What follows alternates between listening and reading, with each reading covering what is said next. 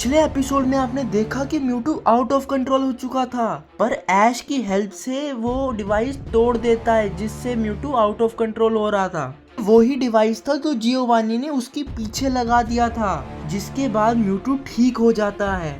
पर उसके बाद वो सूरज के पास चले जाता है क्योंकि अपनी शक्तियों का वो गलत इस्तेमाल फिर से नहीं होने देना चाहता था। पर ऐश की वजह से म्यूटू सूरज में नहीं जाता है, जिसके बाद ऐश बोलता है कि तुम मेरे साथ चल पड़ो, और ऐश को ऐसे अपना फोर्थ पोकेमोन मिल जाता है। तो गाइज, अगर तुमने मेरा पुराना एपिसोड नहीं देखा तो जल्दी जाके देखो, बहुत ही अच्छा एपिसोड है। शुरू करने से पहले मैं जल्दी से चैनल को सब्सक्राइब करने के लिए कह देता हूँ, आप मेरे को पता है कर लोगे। तो बिना देरी करते हुए शुरू करते हैं। अब ऐश के पास 4 पोकेमोन हो गए हैं और उससे 2 पोकेमोन और चाहिए टोबियास, मतलब पोकेमोन चैंपियन से लड़ने के लिए। ऐश बहुत थक चुका था यूनोवा में म्यूटू को बचाने के बाद। प्रोफेसर ओक जो ऐश के साथ गए थे यूनोवा, वो ऐश को बोलते हैं कि तुम मेरे साथ पैलेट टाउन वापस चल पड़ो, मतलब ऐश के घर। ऐश भी बोलता है कि बहुत टाइम हो चुका है घर गए हुए, तो फिर वो भी तैयार हो जाता है घर जाने के लिए। ऊपर से वो थका भी होता है, तो वो दोनों पैलेट टाउन की तरफ चल पड़ते हैं। फिर ऐश और प्रोफेसर ओक इंडिगो रीजन की ओर चल पड़ते हैं फ्लाइट से।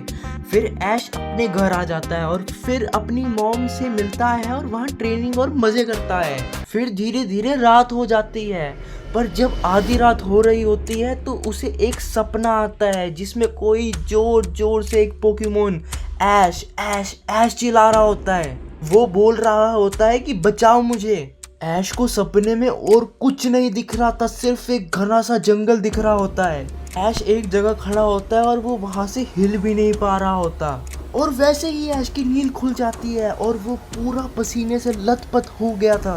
फिर वो सोचता है कि ये क्या हुआ। फिर वो समझता है कि शायद से ये कोई एक बुरा सपना है, और अब उसे नींद नहीं आ रही होती, इसलिए वो अपने कमरे के शीशे के पास खड़ा हो जाता है।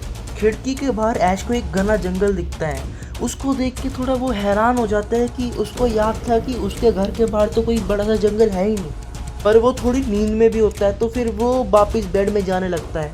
पर जैसे ही वो जाने लगता है उसे खिड़की से आवाज़ आती है पिकाचू की, क्योंकि ऐश को आवाज़ दे रहा था। तो वो वापस मुड़ के देखता है अपने बेड के पास, तो पिकाचू तो था ही वहाँ पे। तो फिर वो खिड़की से कूद के जंगल की तरफ भागने लग जाता है।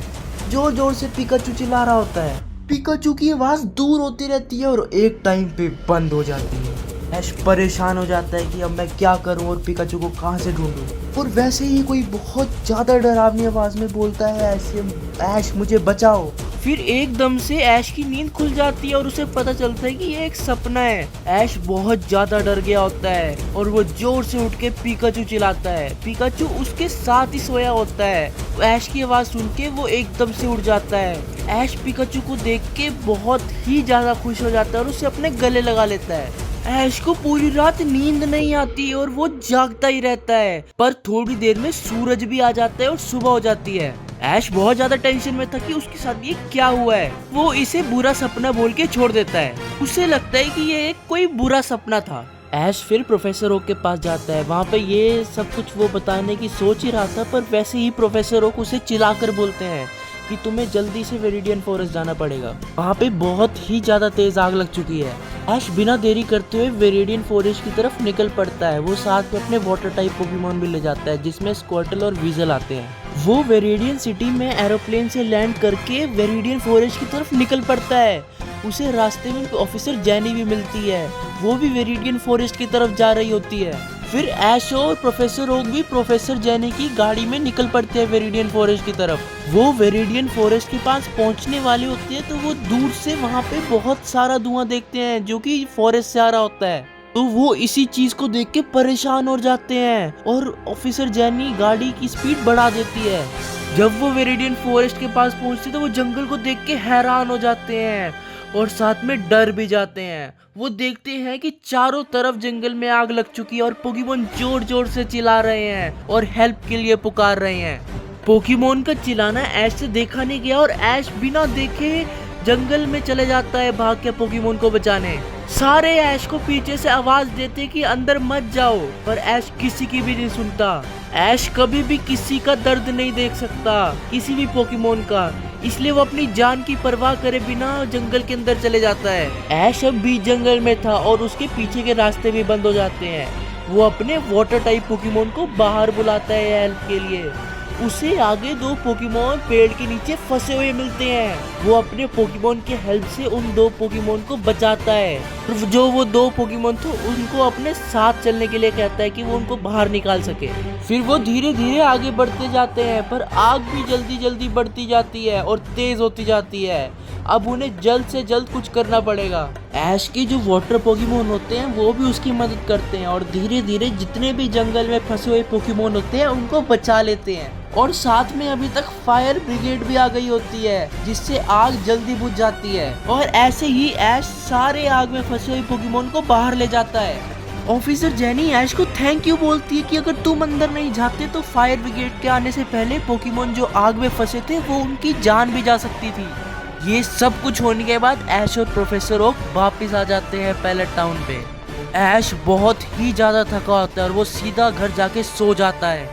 आधी रात जब ऐश की नींद खुलती है तो वो अपने को एक बहुत ज्यादा घने जंगल में पाता है। वहाँ पे कोई भी नहीं होता और उसे वैसे ही किसी की जोर से चिल्लाने की आवाज आती है। कोई चिल्ला रहा होता है, ऐश मुझे बचाओ। और ऐश इस आवाज को सुन के उस आवाज के पीछे भागने लगता है कि कौन हेल्प के लिए चिल्ला रहा है। और जैसे ही वो आवाज के पीछे पहुंचता है कि जहाँ से आवाज आ रही है, तो वो जो देखता है उसको देख के वो हैरान हो जाता है। वो देखता है कि कोई दूसरा ऐश और पिकाचू जोर जोर से बचाव के लिए चिल्ला रहा होता है।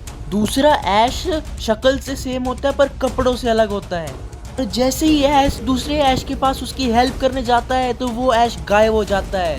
फिर एकदम से ऐश की नींद खुल जाती है और वो पसीने से लथपथ होता है और जोर से चिल्लाता है, जिससे उसकी मॉम और पिकाचू दोनों उठ जाते हैं। तो गाइस, ये दूसरा ऐश कौन था और वो उससे मदद के लिए क्यों चिल्ला रहा होता है, ये सब कुछ देखने के लिए चैनल को सब्सक्राइब कर लो और दूसरी वीडियो जल्द से जल्द आएगी और इस वीडियो को जल्दी से लाइक कर लो। आगे की स्टोरी और भी खतरनाक होने वाली है। तो अब मिलते हैं अगले एपिसोड 7 में, तब तक के लिए बाय बाय।